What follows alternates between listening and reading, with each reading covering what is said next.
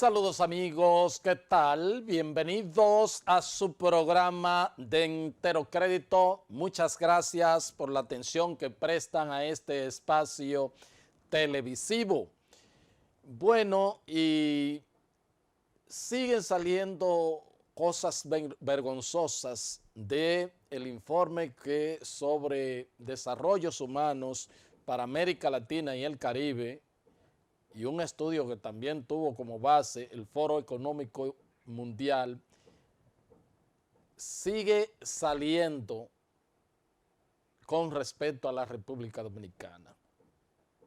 Ya no es que se gobierna para un grupito, ya no es que aquí los empresarios trazan la regla del juego, sino que vergonzosamente aparecemos entre los 3 peores países de la región, comparado con Haití y con Venezuela, sobre mercados monopólicos. O sea, aquí nos alarmamos cuando el asunto de la corrupción y todo esto administrativa y que salimos en tal lugar, etcétera, etcétera. Pero debemos estar estremecidos y no he visto a los partidos políticos, al liderazgo de los partidos políticos, ponerle atención a ese informe del Programa de Naciones Unidas para el Desarrollo. De buenas a primeras, porque señores, un mercado monopólico es un mercado corrupto. Aquí lo que está diciendo el Programa de Naciones Unidas y lo que está diciendo el Foro Económico y Mundial, que aquí tenemos un mercado de corrupción, porque es un mercado monopólico. Y es un mercado ilegal, contrario a la Constitución de la República. Artículo 50 y siguientes, que trata sobre los derechos económicos, sociales y culturales, donde se prohíbe el monopolio. Está prohibido constitucionalmente. Pero para que la gente de a pie, porque como se dice que el economista habla y que se le entiende poco, para la gente de a pie lo que significa un mercado monopólico es que una sola persona, una sola empresa, en este caso, controla el mercado de un determinado producto y por consecuencia fija los precios al margen de los costos de producción y además no le importa invertir en tecnología y en eficiencia para reducir costos o para eficientizar su producción, porque total no tiene que hacer esa inversión, como quiera sigue elaborando el producto y vendiéndolo al precio que él le dé la gana. ¿Por qué? Porque no tiene competencia. O sea, recuérdense que en la economía, el mercado está regido por la ley de la oferta y la demanda.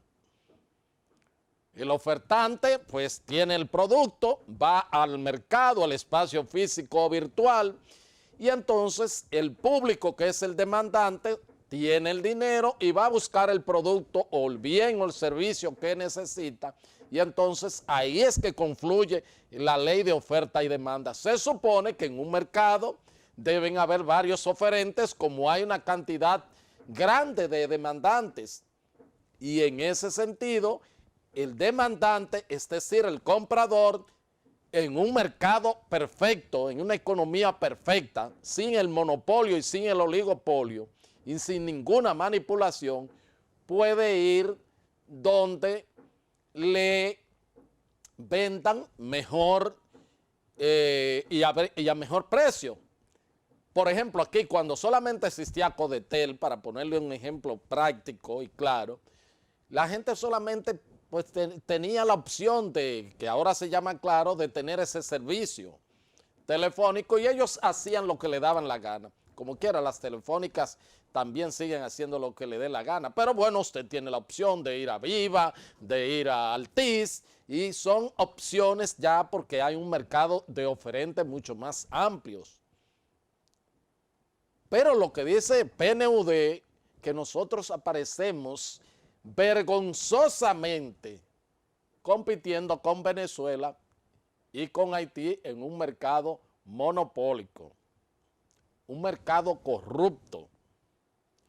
Entonces, por más que usted vea, yo no sé cómo el CONEP, la Asociación de Industria y todos los hombres de negocios y de empresas de este país no se han pronunciado sobre eso. Porque también eso es una limitante total. Aquí los empresarios no salen a la bolsa de valores a cotizar también pues acciones de sus empresas para que una persona que tenga el dinero la pueda comprar y entre como accionista, que también eso es otra cosa. O sea, el acaparamiento o sea, una sola persona ser dueño de una empresa en sentido general. Eso es corrupción. Así como usted lo nombran en un puesto público y usted se roba un dinero, es lo mismo que si usted con un negocio fija los precios que usted quiere por encima de la realidad del mercado para obtener mayores beneficios. Eso es una estafa al consumidor y eso es lo que hace el mercado monopólico. Fijar precios sin ningún tipo de regulación y sin ningún tipo de competencia. Y entonces, peor aún que los gobiernos del PLD, 20 años en el poder, los de Leonel Fernández y los de Danilo Medina, no trabajar. Tienen las normas puestas en la Constitución del 2010, lo establecen, y en las leyes que regulan la economía, los mercados lo tienen, pero en la práctica eso no se aplicó y dejaron que eso tomara cuerpo. Veremos si el presidente Luis Abinader le dice a los empresarios, él que viene de ese sector, señores, esto no puede ser. Yo le prometí acabar con la corrupción administrativa o enfrentarla, porque eso nadie lo acaba y lo estoy haciendo. Pero entonces vamos a enfrentar ese tema, vamos a abrir el mercado, vamos a darle la oportunidad a que más gente puedan venderle al público, para que el público tenga opción de precios y opción de calidad, por el amor de Dios. Porque reitero, eso es corrupción, un mercado monopólico es corrupción y usted le saca de los bolsillos a la gente su dinero. Yo voy a comprar, qué sé yo, un salami, voy a comprar, y tengo que, el precio que a ese productor le da la gana.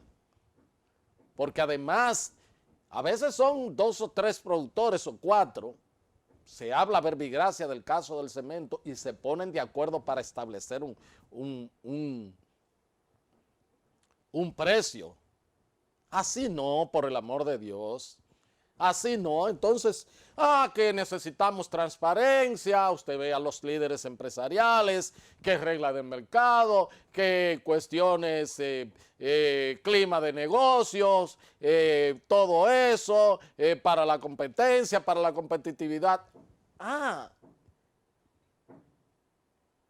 Y entonces es un mercado, para establecer mercado monopólico, para que los consumidores, para que los demandantes no tengan ninguna opción, nada más eso y el precio que ellos fijan.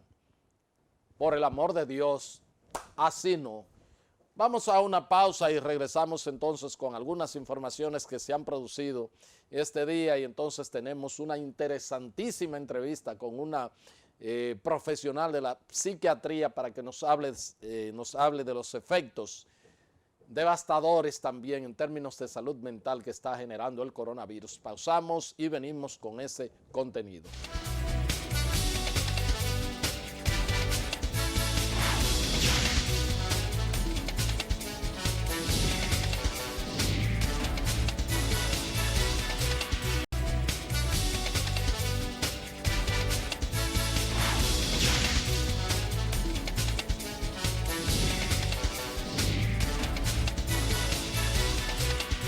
Bien, continuamos aquí en De Entero Crédito. El ministro de Salud Pública reportó este jueves 882 nuevos casos. Es el Ministerio de Salud Pública de coronavirus. Más de 300,000 infectados desde que se inició la pandemia.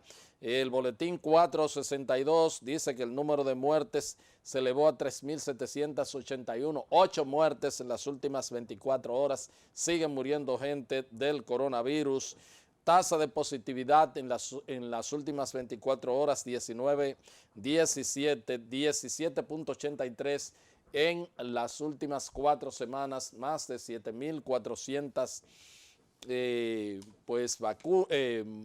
pruebas se aplicaron en igual periodo. La situación del COVID sigue crítica en el país y bueno, este miércoles en el Hospital Moscoso Puello solo había una cama disponible, mientras las áreas de cuidados intensivos siguen llenas de pacientes en estado de gravedad. Vamos a ver familiares de fallecidos que se quejan de que le avisan pues con mucho tiempo después de sus parientes haber muerto. Vamos a ver. No nos avisaron, pero cuando llegué aquí yo pregunté. Es una situación difícil ahora mismo, tú sabes. ¿Cuánto tiempo duró ingresado? Desde antes de ayer. Pero en otras ocasiones el Sí, señor... la semana anterior. ¿El médico en la casa? Sí. ¿Y por qué lo trajeron? ¿Qué cuadro presentó? Tenía dificultad respiratoria. Mi madre, ¿Qué edad tiene la señora? 77. ¿Y cuántos días lleva ingresada? Está desde el sábado aquí. ¿Y dentro de su cuadro cómo se encuentra la señora? Está muy recuperada, gracias a Dios. ¿Estaba vacunada? No, Y digamos, ¿usted tiene que comprar esos medicamentos o aquí se los no, Senasa. Bueno, y a pesar de que se ha mantenido bajo el ingreso de niños con COVID en el Robert Rick Cabral, actualmente hay 12 menores, según el director de dicho centro de salud, el infectólogo Clemente Terrero. Vamos a escuchar sus declaraciones. Tenemos 12 pacientes actualmente ingresados en el hospital, pacientes de cuidado, pero no tenemos en condiciones críticas. Eso está confirmado. Nosotros tenemos un personal nuevo adecuado para atender los casos. En tanto que el presidente del Colegio Médico Dominicano, Waldo Ariel Suero, aseguró que ya hay personas que se inocularon con la tercera dosis en este país y afirmó que está de acuerdo con el Ministerio de Salud Pública que se estudie la vacuna Sinovac, ya que muchas personas se vacunaron con esta y no generaron anticuerpos, citando su propio caso. Veamos. ¿Qué opina usted sobre eso? Deben de hacer ese estudio porque mucha gente que se puso la Sinovac no genera anticuerpos. Yo no tengo anticuerpos. Yo me hice la prueba específica de anticuerpos, la anti-COVID cuantitativa trimestre. Yo me hice esa prueba específica, no tengo anticuerpos.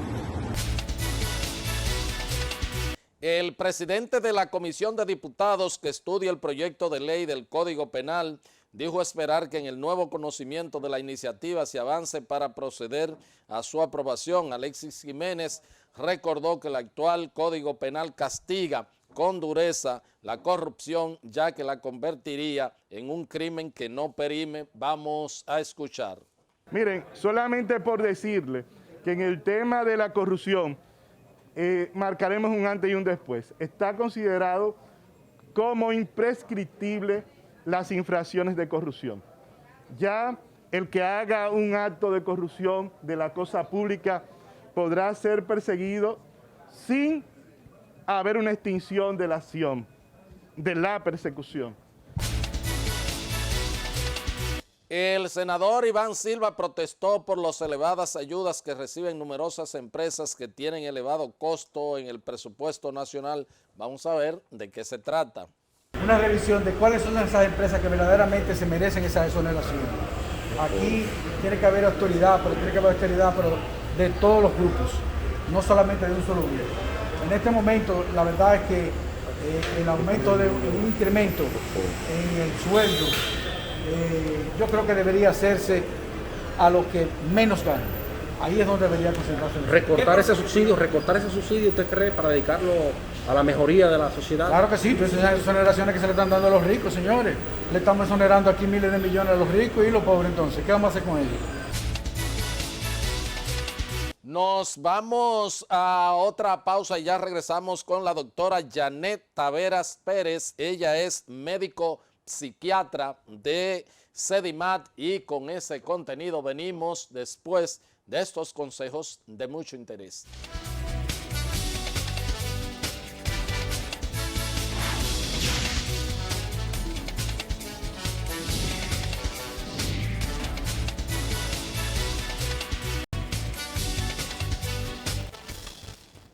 Bien, amigos televidentes, tal y como les habíamos prometido, tenemos con nosotros a la doctora Janet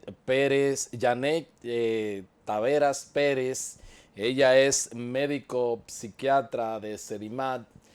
Y bueno, ustedes saben que los efectos devastadores de la pandemia del coronavirus no solo son los componentes sanitarios per se de lo que provoca pues en el organismo, todos los ataques a las personas que resultan infectados, ya sabemos la secuela de hospitalización, muertes, los efectos también demoledores en cuanto a la economía, pero hay en la salud mental la pandemia y cómo hemos tenido que vivir y recogernos en la pandemia, pues también ha provocado serios y preocupantes problemas que se están viendo a corto plazo y se verán a mediano y a largo plazo en la salud mental.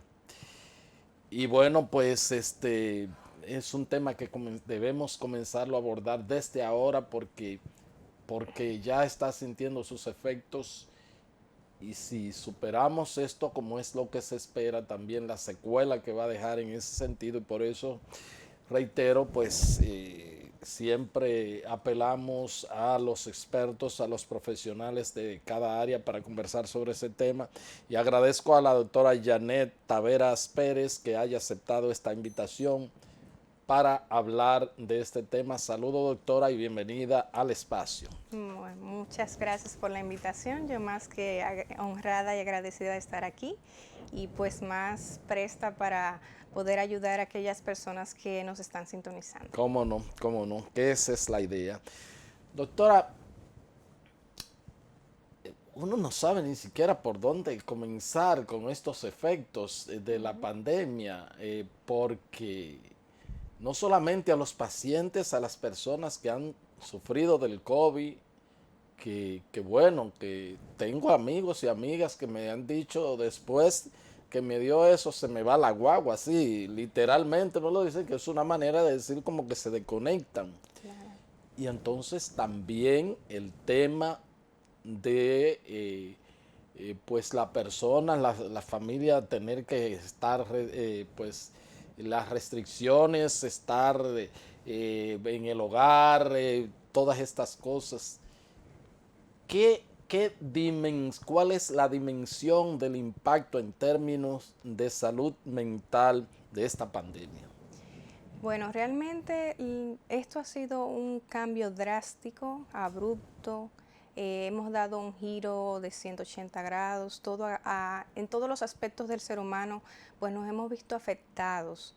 Y pues obviamente cuando tenemos un cambio ante una situación tan inesperada, tan desconocida, que genera pues esta incertidumbre de saber qué vamos a hacer, cómo vamos a salir adelante, qué es lo efectivo, qué no es lo efectivo, o ante qué estamos enfrentándonos, pues obviamente altera lo que es este nivel de la necesidad de supervivencia, altera la calidad de vida, altera porque genera un impacto en todo el aspecto psicológico de este individuo. Y pues obviamente vemos personas que de repente están sumamente ansiosos, preocupados, con temor, miedo ante la situación, totalmente desconcertados, que no saben bien, como hubo un inicio, no sabíamos bien cuáles medidas teníamos que adoptar. Entonces hemos ido aprendiendo en este proceso, en este trayecto, poco a poco, ciertas medidas que nos han dado un poco de seguridad, pero que todavía hoy en día estamos en esta titánica lucha que realmente todavía no le vemos el fin. Así es. Y pues esto impacta en la parte de tener una seguridad, de poder llevar la vida como la conocíamos antes, porque ahora es una vida totalmente distinta. Entonces, sí hemos visto y sí ha constado un incremento notable en lo que son los trastornos de ansiedad, lo que es la depresión, lo que son los trastornos del sueño, se ha visto muy afectado. Hemos visto pacientes incluso que presentan trastornos por estrés postraumático, síndrome de burnout, y así también hemos notado, desafortunadamente, sobre todo en los últimos meses, un refugio en lo que es el abuso de sustancias ilícitas como es el alcohol, el tabaco, entre otros. Entonces, sí es una situación que está impactando, que todos los psiquiatras a nivel de consulta hemos visto un incremento en la población que está asistiendo, y pues es imperante que de alguna manera adoptemos estrategias que nos ayuden a que por los medios posibles podamos menguar un poco el daño, el impacto que está teniendo a nivel de la salud mental. ¿Cómo no? Y sobre todo, doctora, el tema de las personas que han sufrido, que han padecido la infección, que han tenido que ser hospitalizados y que han tenido que ir a terapias intensivas, algunos que han sido intubados o intubados y han sobrevivido a esa situación. Hay algunas secuelas, estamos hablando más allá de la parte emotiva, hay algunas secuelas, no sé si el término está bien utilizado, fisiológica en cuanto a su cerebro, si hay algún daño, porque bueno, los he conversado con pues cardiólogos y me dicen, bueno, está ya comprobado que sí, no eran hipertensos y ya son hipertensos. Bueno, el tema de los pulmones, que hay gente que dice, yo no respiro como antes. Lo que quiero decir, fisiológicamente hay algún daño en el cerebro de personas que han sufrido la enfermedad o simple y sencillamente son más bien cuestiones que no tienen nada que ver con la parte física del cerebro. Así. No sé cómo me explico en ese sentido. Sí, realmente dentro de múltiples estudios que se han realizado, sobre todo a mediados del año pasado, se pudo constar que dentro de incluso de los efectos esperados y evidenciados en los pacientes que requirieron hospitalización, sobre todo en unidades de intervención en crisis, o de cuidados intensivos, la principal secuela fueron síntomas neuropsiquiátricos. Entonces sí vimos que dentro de estos pacientes, esta población de pacientes, estuvieron presentando alteraciones conductuales durante el proceso de la infección y posterior al proceso de la infección.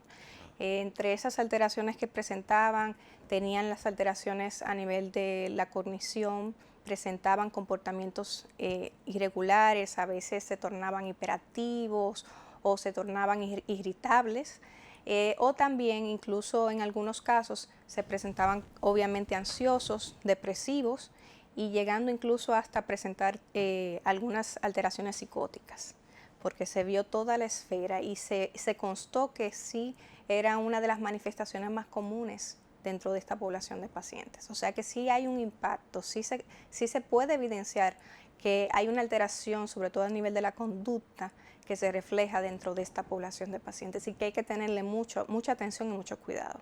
¿Cómo no? Doctora, hablemos de el duelo reprimido, si se puede decir así.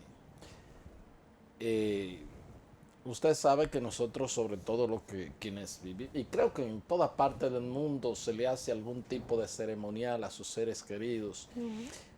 Una persona que entonces desde que comienza a enfermarse ya hay que aislarlo. Después del aislamiento se busca o se llama a un 911 para que lo lleve si hace gravedad. Entra y pierde el contacto definitivo con su familia, se agrava, muere sin poder tener esa despedida, sin estar al lado de su ser querido. e inclusive no puede haber un velatorio para que pues los dolientes reciban la solidaridad, no se puede acompañar al cementerio. Ese duelo que pues uno puede hacer una catarsis en el momento con sus amigos y con todo en condiciones normales, que ahora nada de eso se puede, nada de eso. Y he conversado con familiares de amigos queridos que han muerto, que me han manifestado ese dolor, el dolor que dice como que si no tuviera familia, todas esas cosas, o sea, el dolor de perderlo, pero el dolor de cómo se produjo y de cómo se despidió y de cómo no se le puede inclusive los cristianos hacerle su misa, o sea, ¿cómo lidiar con esos deudos, con esas personas? ¿Qué aconsejársele? Porque reitero que he conversado con muchas familias es la manera que uno puede llamar y darle el pésame porque uno puede ir presente. ¿Cómo lidiar con eso? Porque se siente aún conversando por teléfono el doble dolor, el de la pérdida y el de no poder hacer lo que se hace cuando un ser querido está al borde de la muerte y cuando muere y de todo eso. Sí, realmente es una situación sumamente difícil. Difícil porque afecta en todos los aspectos. Afecta al familiar que, como bien usted dice, no pudo tener un acercamiento, no pudo cuidar de su ser querido, no pudo estar en contacto en esos momentos críticos e incluso no puede externar ese dolor o no puede recibir ese apoyo que normalmente acostumbra a tenerse dentro de nuestra sociedad en ese proceso de pérdida.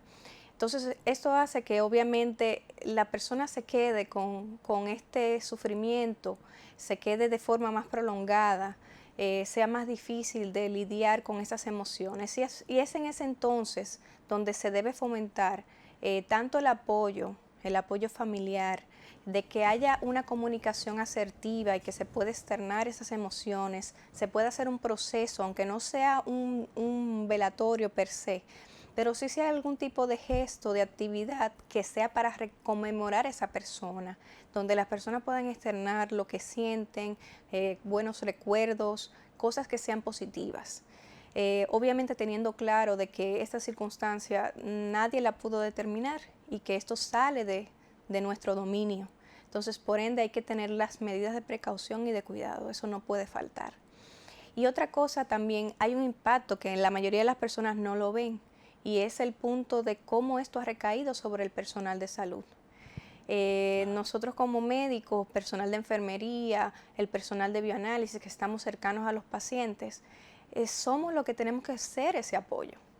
Y uno ver un paciente que va por todo el proceso y que al final no logra superar esta situación, genera un impacto significativo, que también es importante que se le dé atención, porque sí estamos viendo que dentro de la población médica ha ido en incremento el deterioro de la salud mental, y creo que es un punto que hay que tomarle mucha atención y tomar acciones para evitar que esto suceda, porque si bien los profesionales de la salud no tenemos quien nos ampare, ¿cómo podemos ayudar a los demás?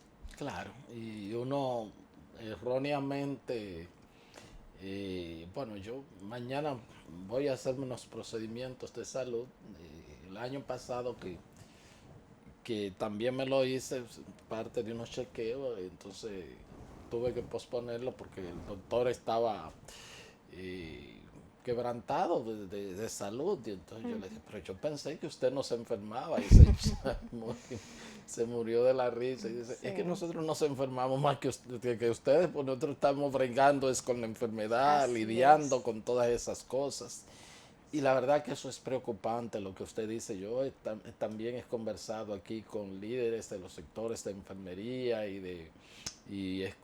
bueno, aquí hace un par de semanas que conversé con un intensivista y estalló en lágrimas por las cosas que él ve y lo que tiene que hacer con los pacientes y todo, y además conversar con los familiares afuera que esperan algún alguna noticia de aliento, que no la hay la noticia. Es una situación bastante difícil. Hablemos entonces de otros efectos, porque también las MIPYMES, los negocios, muchos trabajos se han perdido. Y siempre pongo el ejemplo de una persona que conozco que antes de la pandemia había hipotecado su casa para poner un negocito y le estaba yendo bastante bien, estaba pagando todo su hipoteca y tenía varios empleados y bueno, la pandemia se lo llevó eso y a la casa perdida porque no ha podido pagarla por todo lo que se fue. Entonces ha caído en una situación depresiva que su familia está muy preocupada. Pero eso es un ejemplo. Uno conoce de muchos casos de gente que han perdido sus ingresos, sus entradas y todo esto porque lo ha barrido la pandemia. Es una situación también bastante es otro trauma también. Así es. Así es, el hecho de que creo que incluso estamos empezando a ver ese lado de la pandemia y es el aspecto económico. O sea, muchas familias han perdido su fuente de ingresos, de sustento, y pues esto impacta notablemente en lo que es la salud mental, en lo que es el bienestar de esa familia en conjunto.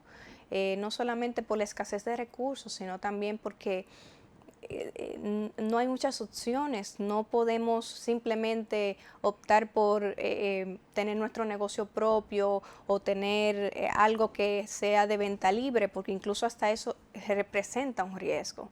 Y pues también sabemos que las personas están accediendo menos a esos servicios. Entonces, es una situación donde se ve entre la espada y la pared. Una persona puede incluso comenzar a presentar, como bien usted menciona, los síntomas de depresión.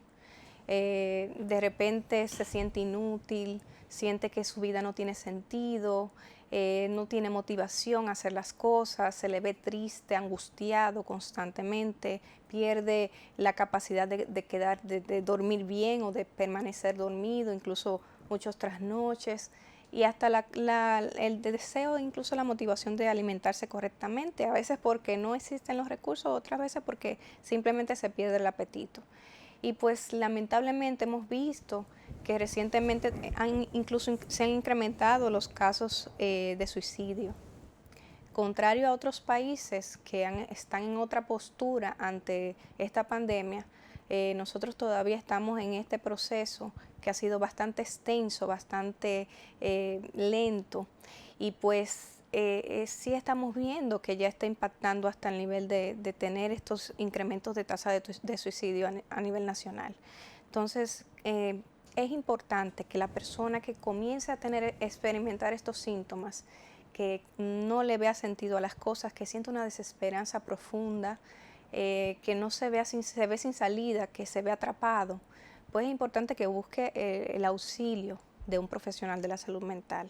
Es importante que comunique a sus familiares lo que está experimentando, que busque apoyo y que no dentro del estigma y los tabúes que existen, sobre todo en nuestra sociedad, que lamentablemente emocionalmente somos un poco analfabetos, no nos manejamos adecuadamente con nuestras emociones, puedan externar en un ambiente seguro estas preocupaciones, estas ideas, estos pensamientos y estas emociones que definitivamente impactan y que pueden llevarle a un cuadro muy severo.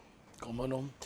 El estar tanto tiempo en la familia, los roces, a veces hablarle mal a los chicos tienen que, bueno, pues estar recibiendo docencia virtual,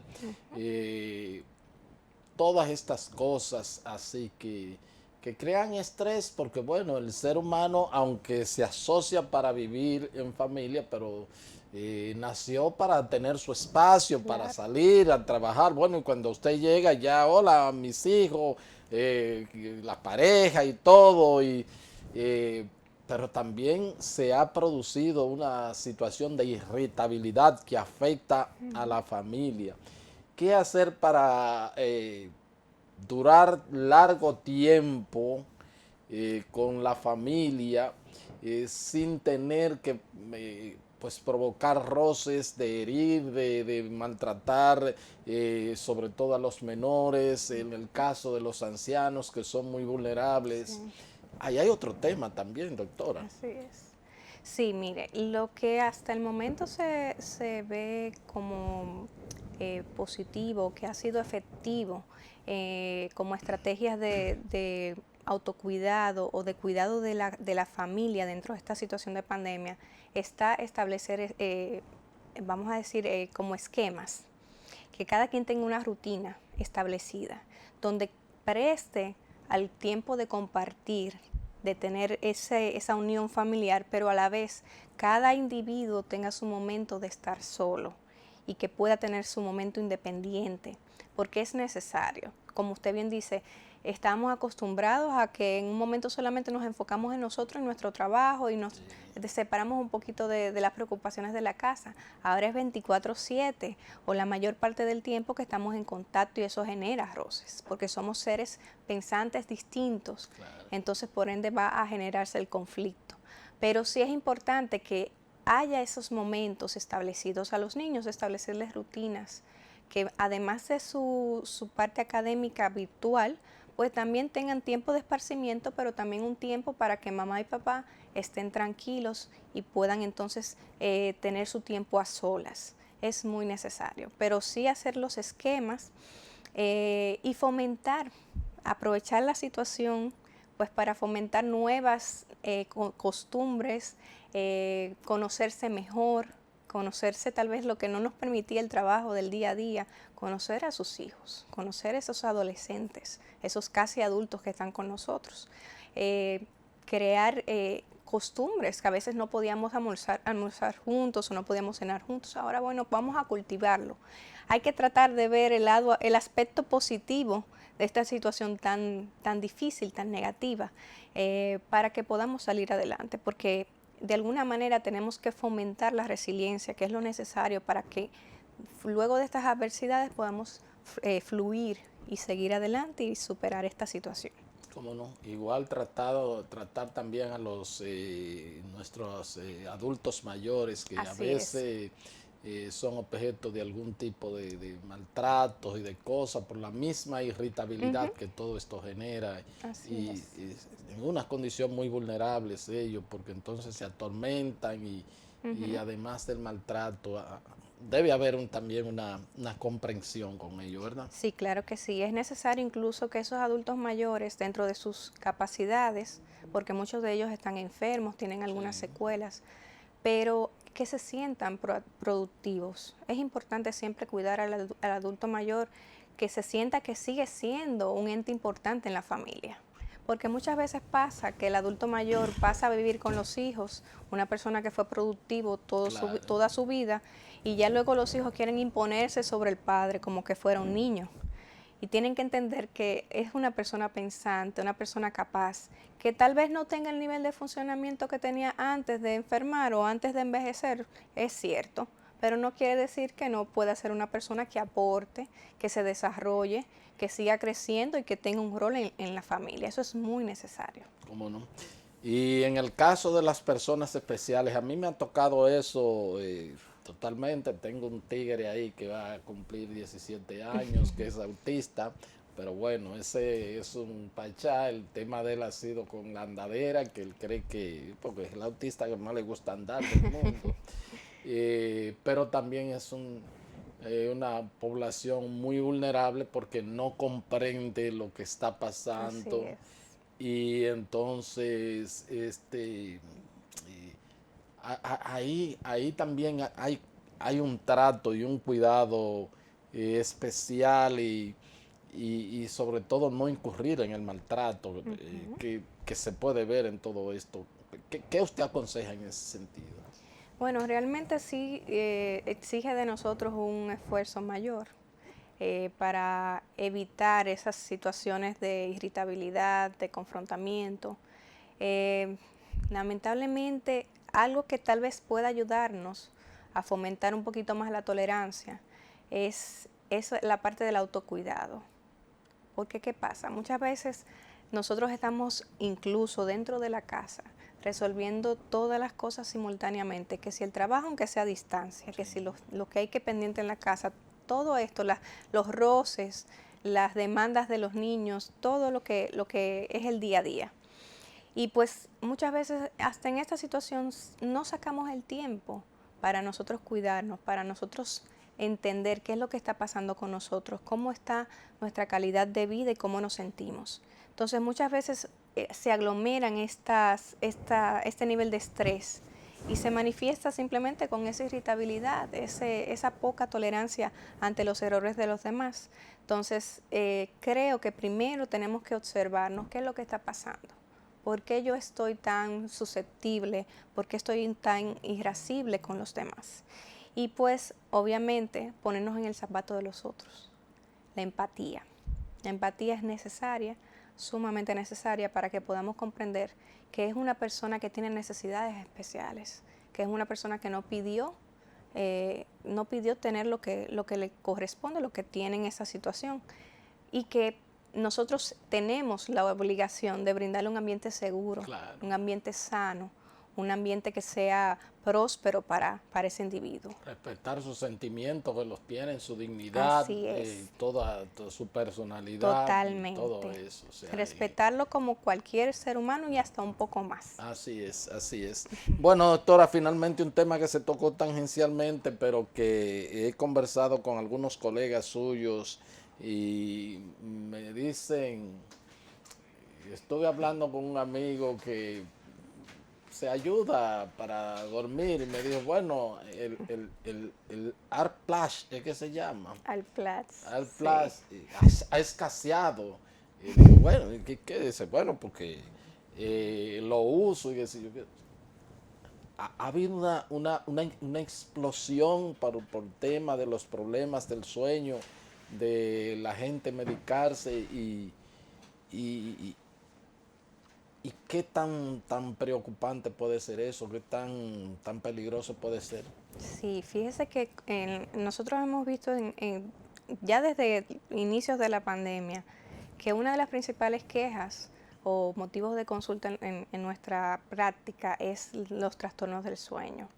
Sí ha habido una incidencia mayor en lo que es el insomnio en la mayoría de la población en general.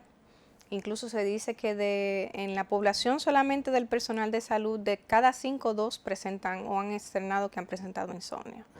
Entonces es unas tasas que son alarmantes. Sí es importante tener en cuenta que la automedicación nunca es la respuesta. Yo siempre hago la analogía y se la pongo a mis pacientes. Es como el esquema o la historia de un hoyo en la pared. Usted tiene un hoyo en la pared, que es el problema, el trastorno, y usted viene y le pone un cuadro.